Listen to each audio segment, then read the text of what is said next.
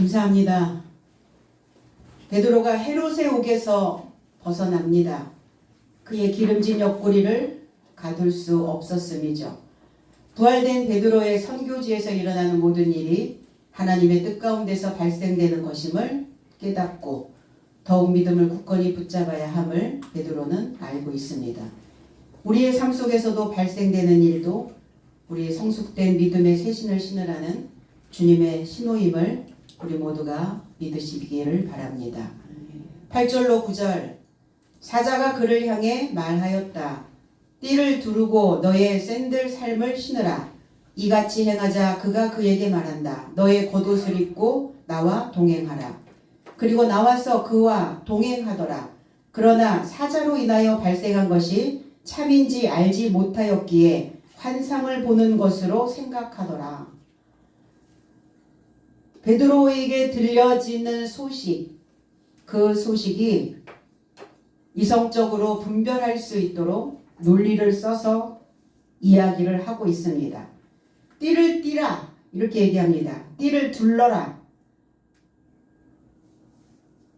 띠를 만든다는 것은 뭔가를 구분할 때 우리는 띠를 만들게 됩니다. 경계를 만들게 됩니다. 허리띠를 띈다는 건 상체와 하체를 구분하는 어떤 구역을 나누는 것과 같기도 합니다. 그래서 자신을 위한 행동, 너 자신을 위한 행동을 하라 이렇게 말하고 있습니다. 그리고 그 자신을 둘러 묶어라.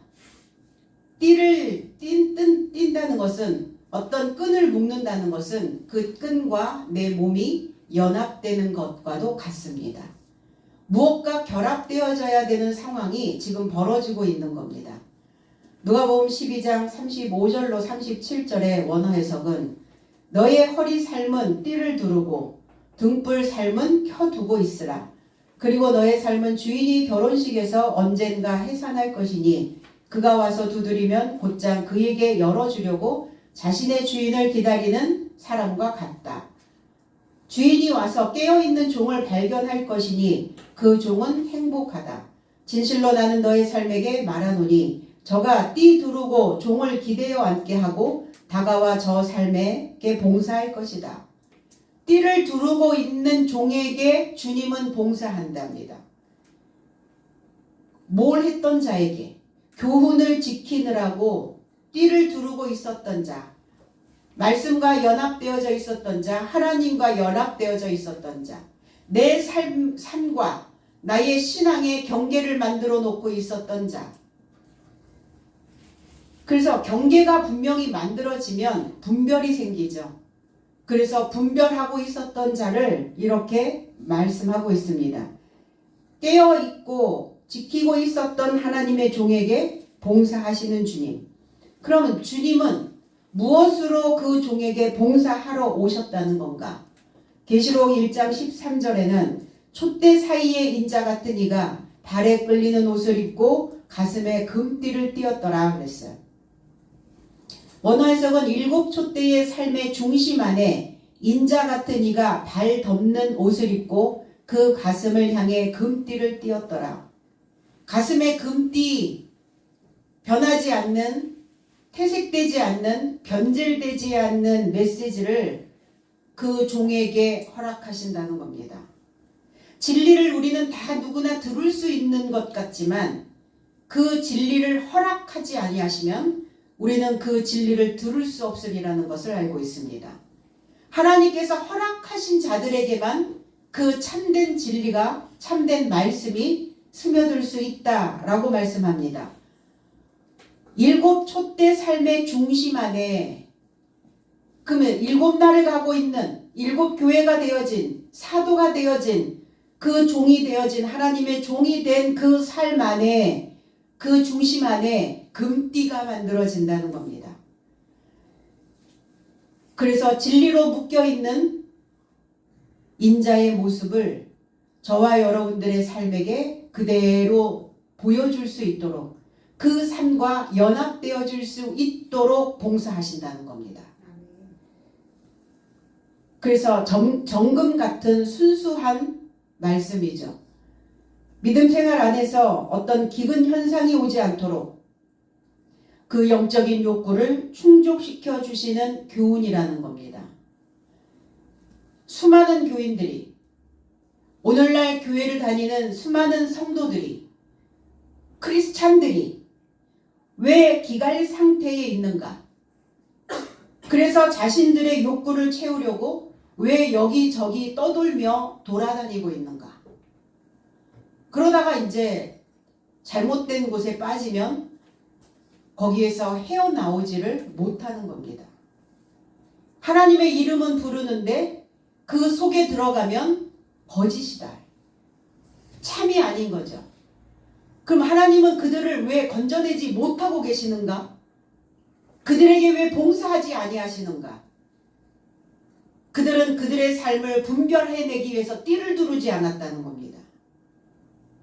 어떤 것이 옳은 것인지 어떤 것이 옳지 않은 것인지 신앙 안에서 그거를 분별할 수 있는 영적인 능력이 있어야 되는데, 그리고 그 영적인 능력이 내게 부족하면 그 영적인 능력을 구했어야 되는데 덮어놓고 그냥 덥석 잡아버리는 거예요. 그러니까 엉뚱한 곳에 가서 묶여버리는 거죠. 그들은 옳다구나, 잘했다 이러고 그들에게 띠를 띠게 되는 겁니다. 그럼 어느 쪽에서 띠를 띠느냐예요. 어느 쪽에서 그 띠를 묶고 신앙생활을 하느냐입니다.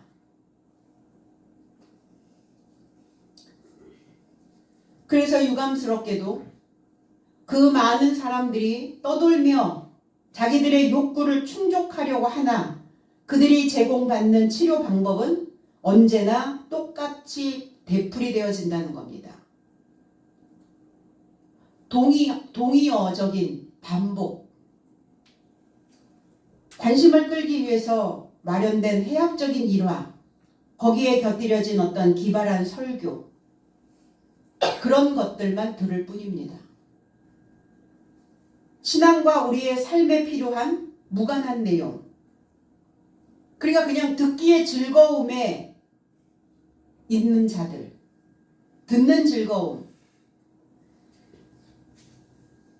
게으른 종이 진리의 말씀의 띠를 과연 두를 수 있으며 그 게으른 종이, 게으른 교인들이 진리의 띠를 만들어낼 수 있겠는가? 분별이 없는 신앙, 무분별한 믿음, 그저 그냥 성도들의 관심을 끌기 위해 마련된 해학적인 예화가 곁들인 그러한 설교로는 이 금띠를 띌 수가 없다는 겁니다. 메시지에 담겨 있어야 할 의미적 요소가 사라져 버린 지가 오래됩니다. 서로 이야기합니다. 유튜브에서, SNS에서 들리는 누구누구 목사님 설교 들어본 적 있어? 어떤 목사님 설교 들어봤어? 성도들끼리는 이렇게 얘기들을 많이 하더라고요. 거기에는 의미가 없는 거예요. 말씀이 명료화되어져야, 말씀의 의미가 드러나야 띠를 만들어낼 수 있거든요. 다니엘서 10장 5절에는 그때에 내가 눈을 들어 바라본즉 한 사람이 세마포 옷을 입었고 허리에는 우바스 정금띠를 띠었더라. 바벨론의 포로로 잡혀간 다니엘의 이름은 벨드사살이었어요. 이 벨드사살이라고 하는 이 뜻의 의미는 그의 생명을 지키소서라는 뜻이고, 바벨론의 최고의 신의 이름이 벨드사살이었어요. 그의 목숨을 지키소서. 그저 교회에서는 목숨을 지키기 위한 방편으로 많이 그 메시지를 주고 있다는 겁니다. 다니엘이 hitdegel이라고 하는 그 강가에서 본 환상이었어요. hitdegel이라고 하는 의미는, 이 hitdegel은 에덴 동산에서 발원되어지어 나온 네 근원 중에, 네 강의 세 번째 강을 hit대겔이라고 이야기합니다. 이 hit대겔이라고 하는 의미는 신속하고 예리하다. 날카롭고 날쌔다. 그러니까 굉장히 신속하게 빠르게 날쌔게 어떤 물줄기들이 흘러내려오고 있는 거예요. 누구에게? 다니엘에게요. 거기에서 본 환상은 어떤 큰 전쟁에 관한 환상이었어요. 어떤 전쟁을 예비해야 되는 그 광경을 보고 다니엘의 마음은 슬펐더라 그랬거든요. 뭐가 이제 큰일이 금방 벌어져야 되는 상황이 오고 있다는 것을 다니엘은 직감하고 있었던 거예요. 거기에서 본 환상이 세마포옷을 입고 허리에 우바스 정금띠를 띤 한 사람을 보았다는 거죠. 그리스도시죠. 그래서 3-7일 동안 3일에 동안 이렇게 얘기해요. 3일에 21일이죠. 그래서 우리는 이걸 만들었죠. 다니엘의 20일의 기도, 다니엘의 20일의 금식, 뭐 이런 것들을 만들었어요. 참 기발하죠. 만들기도 참 잘 만들어요. 뭐 20일의 기도를 하고 나면 뭐가 얻어집니까? 뭐 내가 원하는 것들이 금방 훅 그냥 hit대겔 강처럼 신속하고 날쌔고 빠르게 확 다가옵니까? 3이라고 하는 의미 3-7이에요. 3-7 강화되어지고 세습되어지는 것이죠. 그리고 7은 완전하고 맹세되어지는, 뭔가를 맹세하고 뭔가 완전해져야 되는, 그것으로 강화되어져야 되는 그 신앙을 붙잡고 있는 거예요, 다니엘은.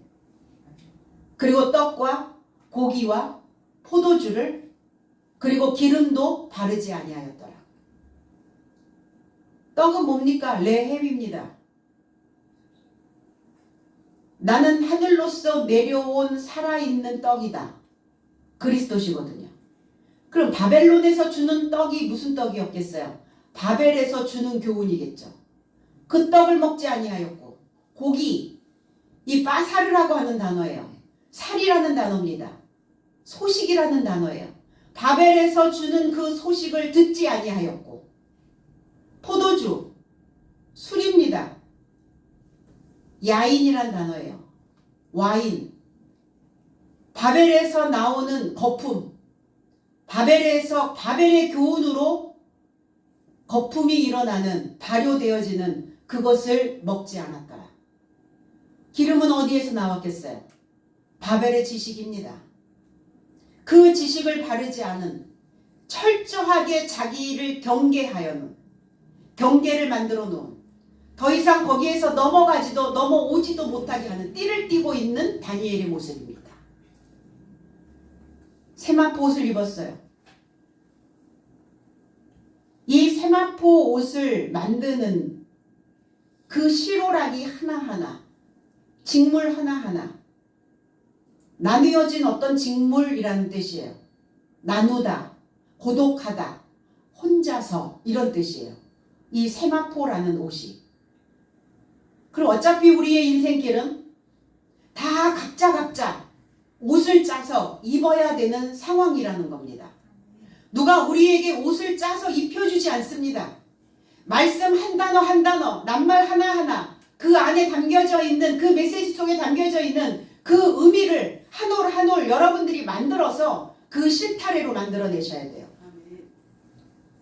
그 말씀에 직조된 옷을 입어야 되는 겁니다. 그러니까 혼자 이건 연구하고 탐구하고 그 방법을 찾아내고, 이거 고독하게 혼자 가야 되는 일들이에요. 혼자 애써야 되는 부분들입니다. 그래서 그렇게 짜여진 옷감이 바로 세마포 옷이라는 거예요. 그런데 성경의 말씀을 뭉태기로 그냥 이렇게 두루뭉술 줘버리면 한 올 그 실타래를 어디서 만들어낸단 말입니까?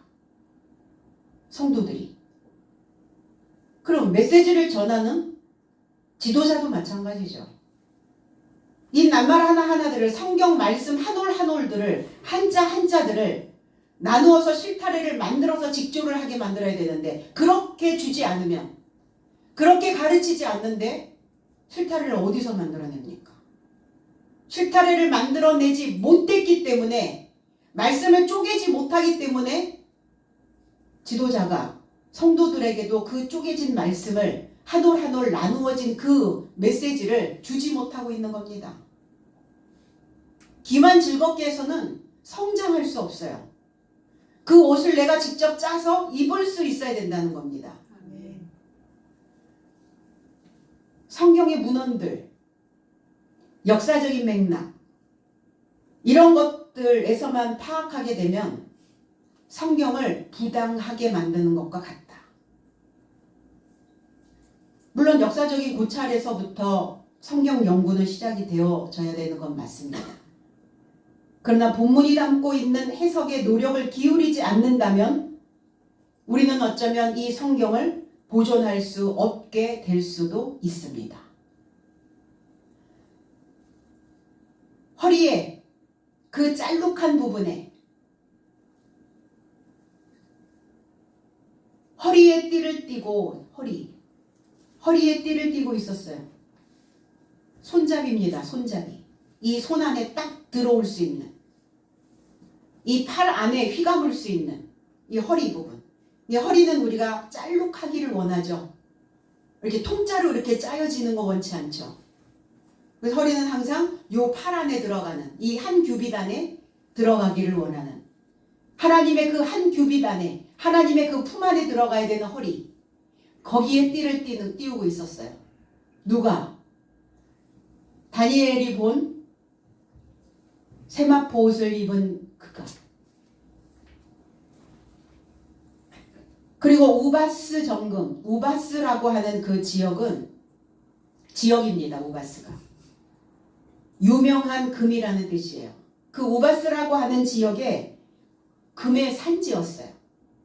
그런데 굉장히 질이 높은, 순도가 높은 그 금들이 우바스라고 하는 지역에서 나왔다는 겁니다.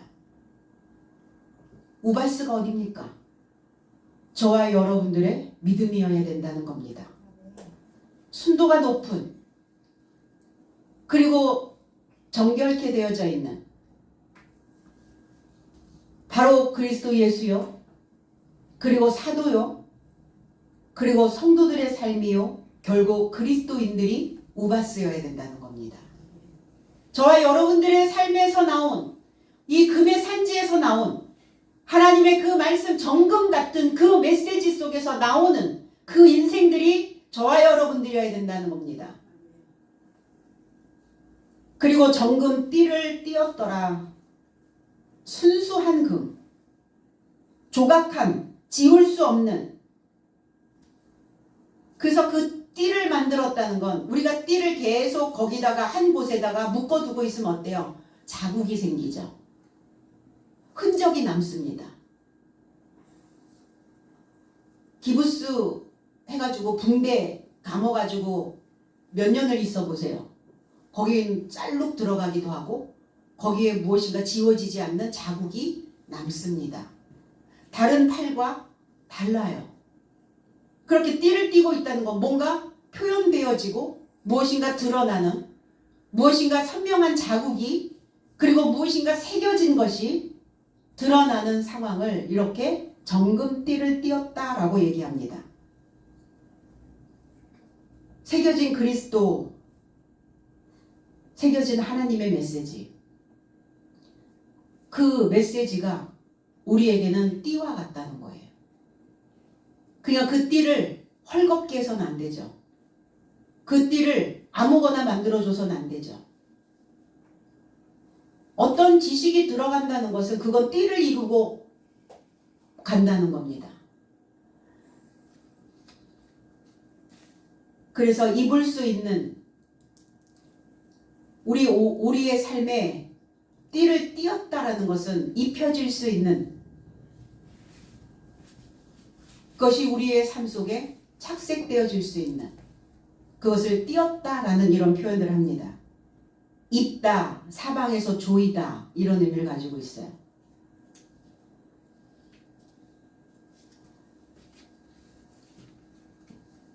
신을, 그럼 베드로가 지금 물론 옥에서는 신을 안 신었을 수도 있겠죠. 그 베드로가 지금 신을 신지 않은 맨발이었단 말입니까? 신을 들매라 이랬죠. 신, 샌들. 이 신을 어디에 신겨야 합니까? 당연히 발에 신겨야 되죠. 표면적으로 드러나는 우리의 육체를 보면 발에다가 신을 신겨야 되는 건 맞습니다. 그런데 우리의 몸의 발은 혀입니다. 혀. 혀를 이렇게 내밀어 보시면 혀는 샌들 모양이 되어져 있어요. 슬리퍼, 혀의 모양입니다. 그럼 오늘 이 천사는 베드로에게 들려지는 이 소식은 베드로가 이 혀에 신을 신어야 되는 상황이 나타났다는 거예요. 이 혀에 새로운 신을 신어야 되는 상태가 되었다는 겁니다. 복음을 전하는 아름다운 발. 그 발에 복음의 신을 신어야 되는데 혀에 그 복음의 신을 신어야 복음을 전파할 수 있을 거 아닙니까? 출애굽기 12장 11절에는 너희는 그것을 이렇게 먹을지니 허리에 띠를 띠고 발에 신을 신고 손에 지팡이를 잡고 급히 먹으라. 이것이 여호와의 유월절이니라. 혀에 그리스도의 기름으로 둘러싸서 하나님을 전파해야 하기에 이 혀에 신을 신고 그 하나님의 법의 교훈을 잡고 그리고 먹여야 되잖아요. 입 안으로 넣어야 된다는 얘기예요. 혀가 그 맛을 음미해야 된다는 겁니다. 그래서 혀에 새 신을 신겨라. 우리는 이렇게 얘기하죠. 입버릇처럼 하는 말. 여러분들 하루의 일과 중에 내가 입버릇처럼 하는 말들이 어떤 말인가? 이 혀에 새 신을 신으면 입버릇처럼 하는 말들이 줄어듭니다. 습관적으로 내뱉는 말들이 달라져요. 그 말을 그치게 됩니다.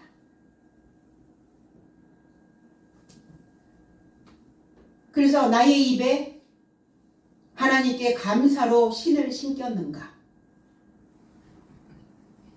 우리 입버릇처럼 하는 말이 하나님을 향한 하나님에 대한 감사와 은혜와 그 믿음의 메시지를 우리의 신앙을 고백하는 그 혀가 되어져 있는가? 그렇다면 입에서 정금 같은 하나님이 쏟아져 나오게 된다는 겁니다. 그 신을 들매라 그랬어요. 휘포데오라는 단어예요. 휘포, 아래에 묶다. 아래에 묶어라. 그래서 야고보서에는 혀에 재갈 묶으려라 그래요. 혀에 재갈. 내가 습관처럼 내뱉는 부정적인 언어들이 어떤 언어들이 있는지 그 신을 들매라, 묶어라, 조여라. 발 아래 감싸다, 조이다 이런 의미를 가지고 있어요. 에베소서 6장 14절로 15절에는 그런즉 서서 진리로 너희 허리띠를 띠고 의의 호심경을 붙이고 평안의 복음이 준비한 것으로 신을 신고 17절에는 구원의 투구와 성령의 검 곧 하나님의 말씀을 가지라. 해석은 그런즉 서서 진리 안에 내 삶의 허리를 둘러띠고 의의 흉갑을 걸치라. 그리고 평화의 복음의 준비 안에서 발의 삶을 감싸라. 그리고 구원의 투구와 성령의 검을 맞이하라. 이것이 하나님의 해석이다. 혀에 둘러야 되는, 혀를 조여야 되는, 혀를 묶어야 되는 것은 해석의 말씀이라는 거예요. 그 해석의 말씀으로 신을 신기라는 겁니다. 혀에 새 신을 신기고 있다면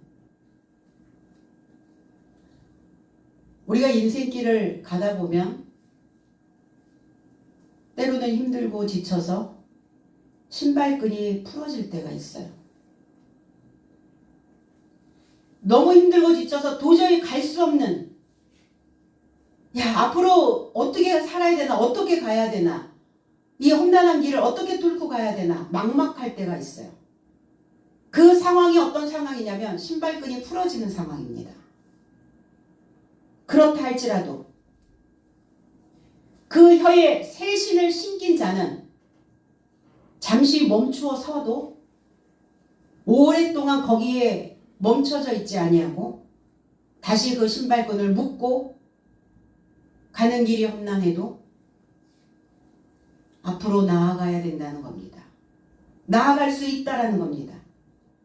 우리가 함께 가는 이 길에 그리스도 예수께서 내 발이 한숨과 푸념으로 헛발질하지 않도록, 한숨 쉬고 푸념하고 원망하고 불평하고 혀에 새신을 신기지 않은 사람들의 모습이기도 합니다.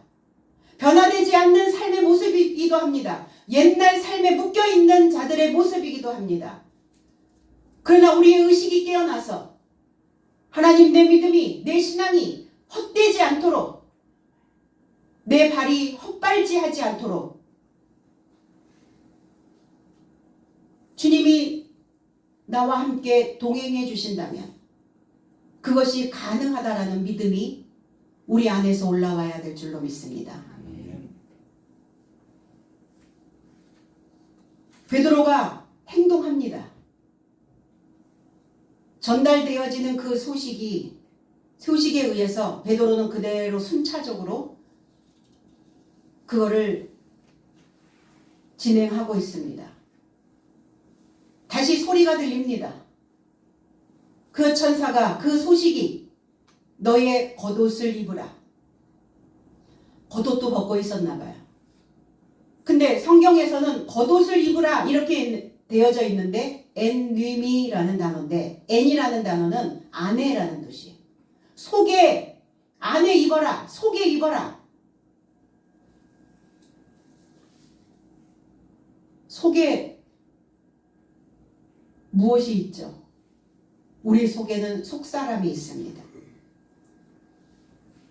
속사람에게 입혀라. 그 속사람이 누굽니까? 그 속사람은 그리스도 예수입니다. 우리의 겉은 후패하나 우리의 속은, 우리의 속사람은 새롭다. 새로운 메시지를, 새로운 가르침을, 새로운 교훈을 주시기를 원하는 그리스도 예수가 저와 여러분들 안에 속사람으로 계신다는 겁니다.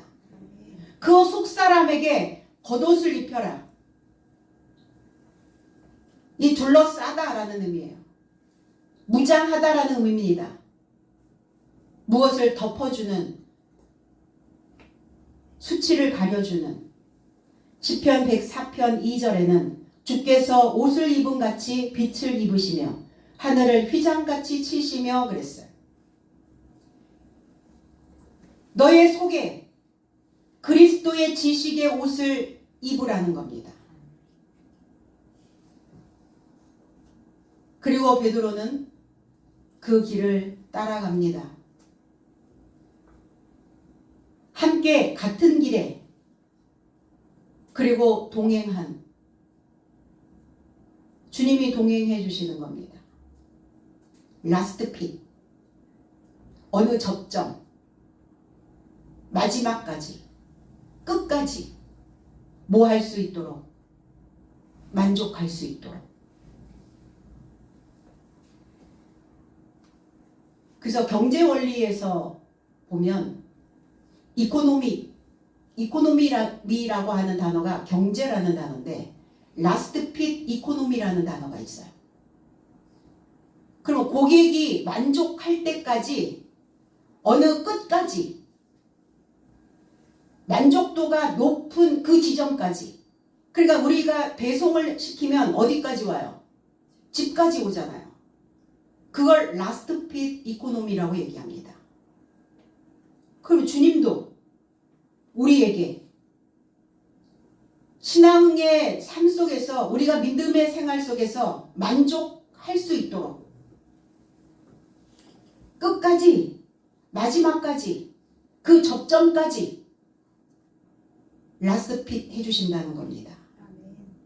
그걸 동행이라고 이야기해요.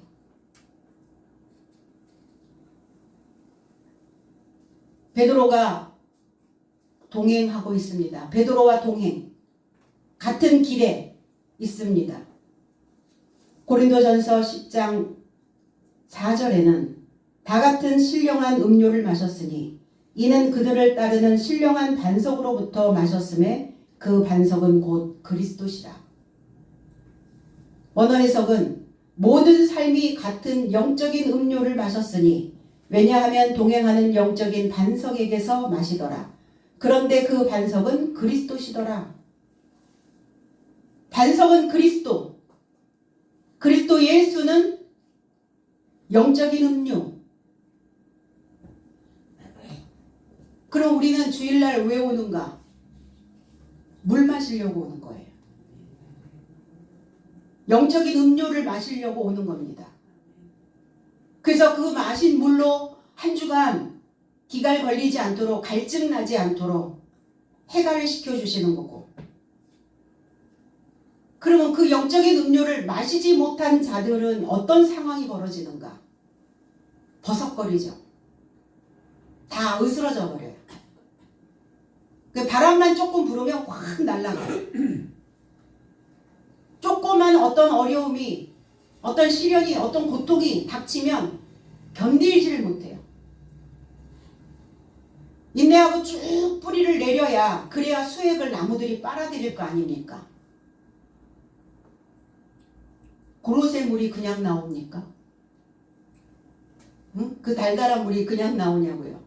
주셔서 맛있게 먹고 있는데. 영적인 음료를 저와 여러분들의 삶 속에서 만들어내셔야 되는 거예요. 그 영적이다라는 것은 뭐냐? 내가 너희에게 이르는 해석이 영이요 그랬어요. 해석의 말씀이 영적인데, 그 영적인 말씀인데 그 해석의 말씀을 내가 먹지 못하고 마시지 못하면, 듣지 못하면, 경험하지 못하면 영적인 음료를 마실 수가 없어요.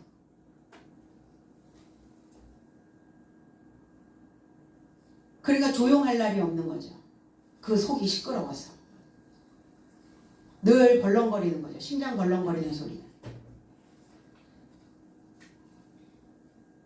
재미없이 불행하게.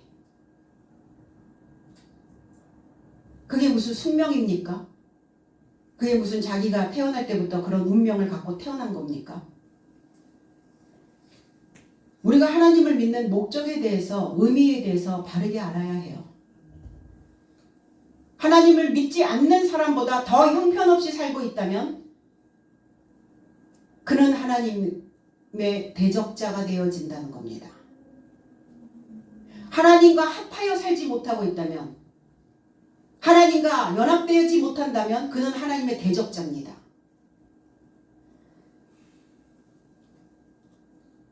이스라엘 백성들이 광야에 나왔을 때부터 물은 마셨어요. 그 영적인 음료를 하나님은 허락하셨다는 겁니다. 모세가 지팡이로 반석을 2번 치매 물이 솟아나와서 회중과 짐승이 다 마셨더라 그랬어요. 구약의 물은 짐승 같은 사람에게도 허락하셨다는 거예요.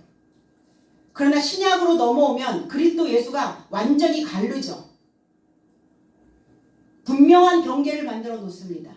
띠를 띠지 않으면, 경계가 없는 자들은 결국은 짐승 같은 삶이 되어져서 그 삶으로부터 떨어져 나갑니다.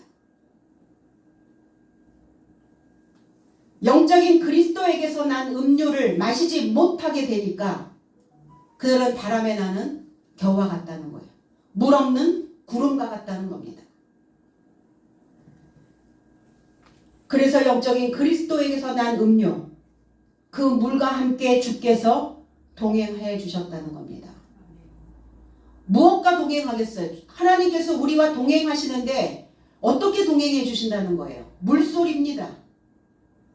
그 물소리가 말소리입니다. 그러니까 그 말을 듣기 싫어하는 사람들, 말을 듣기 싫어하는 사람들, 참말을 하면 들어야 되는데 듣기 싫어해요. 듣지 않기 때문에 그 모양으로 사는 겁니다.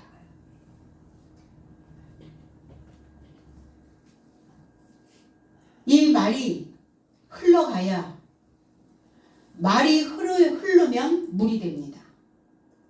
그 말을 먹어서 내 속에서 물이 흐르지 않으면 고체가 돼버려요. 얼어붙어요. 냉랭해지기 시작합니다. 그래서 시험 드는 거예요. 흐르지 않기 때문에 멈춰버리는 거예요. 그리고 속이 꼬이는 거예요. 흐르지 않기 때문에.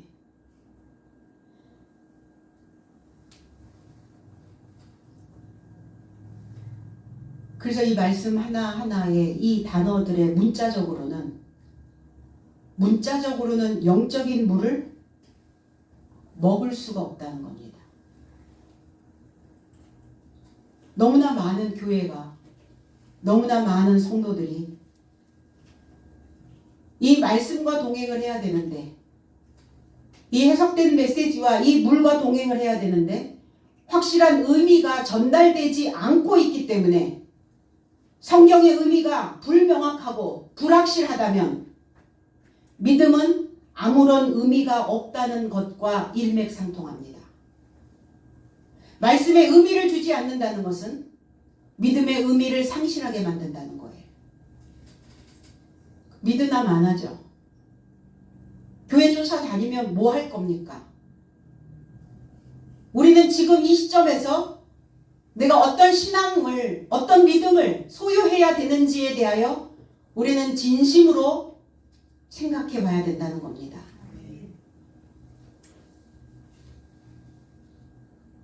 베드로는 그 천사가 전하는 그 소식이 참인지 알지 못하더라 그랬어요. 우리가 때로는 신앙생활 안에서 나의 심중에서 드러나는, 내 심중에서 들리는 소리, 내 심중에서, 내 생각에서 넘어오는 소리, 그 소리를 분별하지 못할 때가 있어요. 이게 하나님의 뜻인지 아니면 나의 뜻인지 분별이 안 될 때가 있어요. 근데 분별할 수 있는 것은 이게 나의 본성에서 나오는, 나의 목숨에서 나오는 물줄기인지 아니면 하나님에게서 나오는 물줄기인지 그것을 분별하시면 됩니다. 하나님은 우리를 어찌됐건 살리시기를 원하시고, 우리가 어쨌든 그 훈련을, 고된 훈련을 받아도 인내하기를 원하시고, 어떠한 임무가 주어지면 그것을 끝까지, 마지막까지 감당하기를 원하신다는 겁니다. 그래서 이게 복음적인지 아닌지, 새로운 소식인지 아니면 나의 반복되는 동의어에서 나오는 어휘인지 그거를 보면 됩니다. 참을 알지 못했다. 참인지 알지 못했다. 베드로 안에서 베드로에게 들리는 그 소식이 참인지를 지금 알지 못했대요. 그러니까 어느 천사가 바깥에서 육안으로 볼 수 있게, 하나님의 천사라는 것이 육안으로 봐서 분별이 되어지면 이게 참인지 아닌지 알아볼 수 있었겠죠. 근데 베드로 속에서 들리는 소식이기 때문에 베드로 안에서 올라오는 소식이었기 때문에, 그 소리였기 때문에 내 안에서 지금 들리는 이 소리가 진짠가? 이게 진리인가? 이게 진실한 건가? 이게 확실한 거야? 이게 틀림없나? 지금 그러고 있는 거예요, 베드로 상태가. 내 안에서 들리는 이 소리가, 내게 들리는 소리가 이게 확실한 거야? 이거 하나님 메시지 맞아? 하나님의 뜻 맞아? 어떤 분이 신학교에서 이렇게 얘기했대요. 하나님께서 자기에게 직통으로 계시를 하셨는데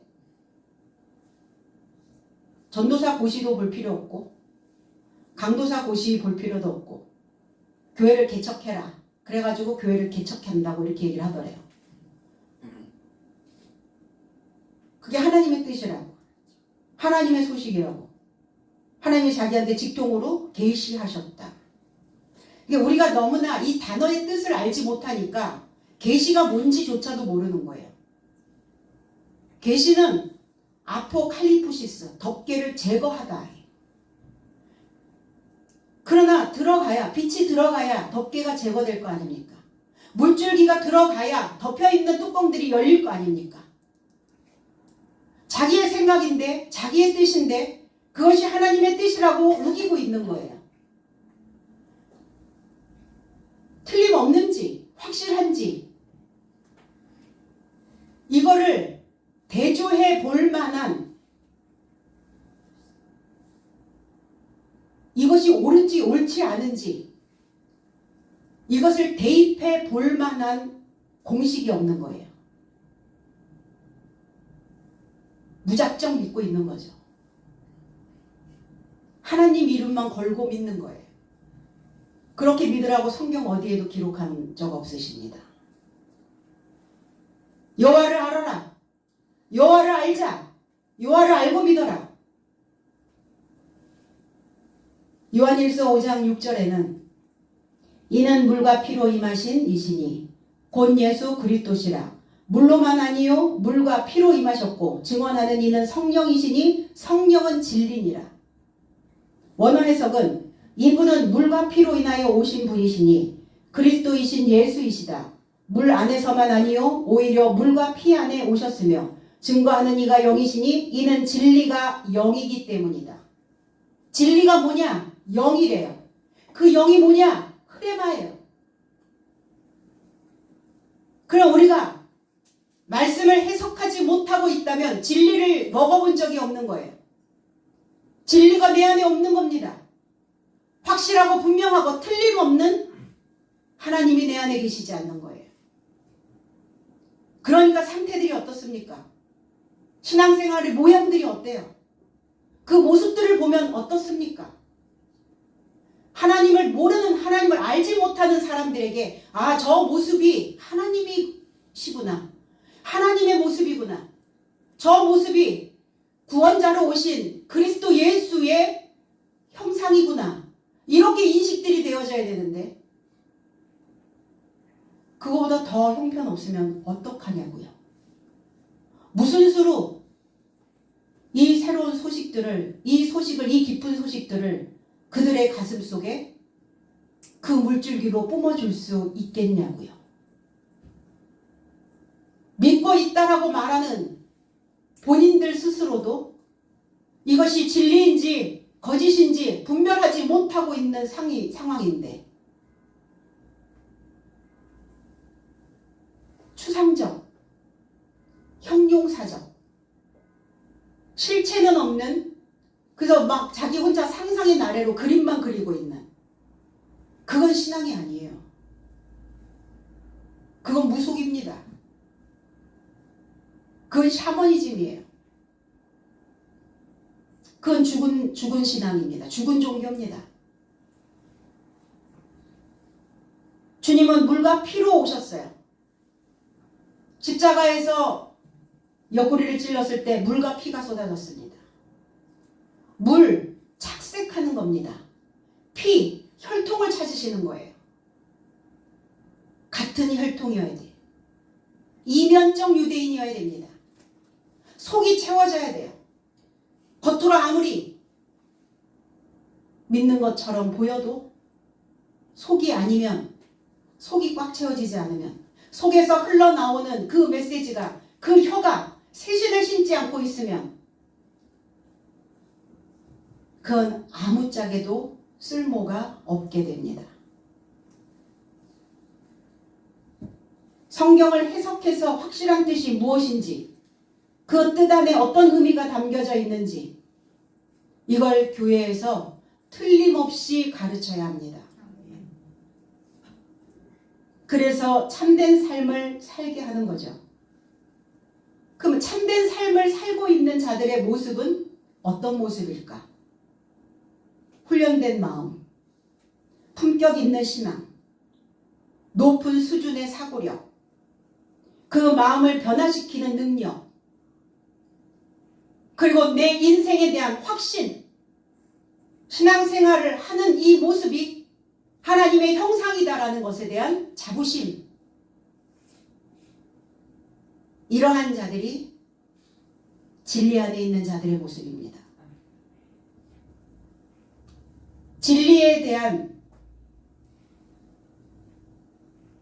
해석이 늘어나면 늘어날수록 믿음은 정교해지기 시작합니다. 그래서 우리가 일상생활에서 다가오는 문제, 도저히 풀 수 없는 복잡한 어떤 문제를 다루는 일에 해석된 이 말씀이 우리 안에 정교화되어져 있기 때문에 우리가 어떤 문제를 해석하는 데에 있어서, 문제를 다루는 일에 있어서도 더 정밀해질 수 있다는 겁니다. 내가 이 정도의 수준의 생각밖에 못하나? 를 한번 되새겨보는 거죠. 알지 못했다. 지식을 갖지 못했대요. 깨닫지 못하고 확신하지 못하고 있는 겁니다. 누가? 베드로 사도가요. 저와 여러분들도 그럴 때가 있죠. 우리가 살아가는 이 모든 현상들 속에 하나님이 개입 안 하시는 게 뭐가 있겠어요? 다 개입하고 계시는 거죠. 그래서 진리를 알지 못하고 있다. 그 참을 깨닫지 못하고 있더라. 그래서 깨닫지 못하고 있으면 다듬어지지가 않아요. 진리가 내 안에 없잖아요. 사람이 다듬어지질 않아. 오늘 베드로는 자기 자신이 진리가 되어 있는지 깨닫지 못하고 있었더라. 저와 여러분들이 그 참이 되어져야 돼요. 저와 여러분들이 진실함이 되어져 있어야 돼요. 그리고 분명히 우리의 삶으로 확실하고 틀림없이 보여주셔야 됩니다. 그러니까 우리가 가는 이 길이 쉬운 길이 아닙니다. 많은 노력을 필요로 합니다. 심혈을 기울인 연구와 분석과 탐구가 있어야만 이 진리의 지식을 소유할 수 있게 된다는 겁니다. 환상을 보는가? 환상. 어떤 광경, 초자연적인 영감된 모습, 이 환상, 머릿속에서 보여지는 거예요. 머릿속에서 지금 마음속에서 보여지는 거예요. 베드로는 요빠 성에서 기도하고 있을 때도 그는 환상을 봅니다. 하늘에서 내려오는 내 머리 삶에 메어진 큰 보자기 같은 어떤 그런 환상을 그는 전율 안에서 보고 있었다, 이렇게 표현했거든요. 또 환상 안에서, 자기의 사고 안에서, 생각 안에서 보는 거예요. 오늘도 분별은 잘 안 되나? 분별은 안 되고 있나? 이해가 되지 않고 알지 못하고 깨닫지 못하고 있으나 그러나 어떤 광경이 나타나고 있는 겁니다. 우리의 머릿속에서 보여져야 하는 것은, 우리 머릿속에서 보여져야 되는 환상은 하나님이에요. 하나님은 무엇으로 나타나시는가? 말씀으로 나타나십니다. 그래서 새로운 말씀이 하나님으로 보여질 수 있어야 된다는 겁니다. 그래서 틀림없는 사람이라는, 저 사람 틀림없어, 저 사람한테 맡기면 100%야, 저 사람 확실해, 이런 평을 받을 수 있도록, 그래서 저와 여러분들이 많은 사람들에게, 여러분들의 주변에 그 삶의 확신을 심어줄 수 있는, 그 소망을 베풀어 줄 수 있는 참된 그리스도인의 삶이 되시기를 나사렛 예수 그리스도 이름 안에서 축복드립니다. 기도하겠습니다.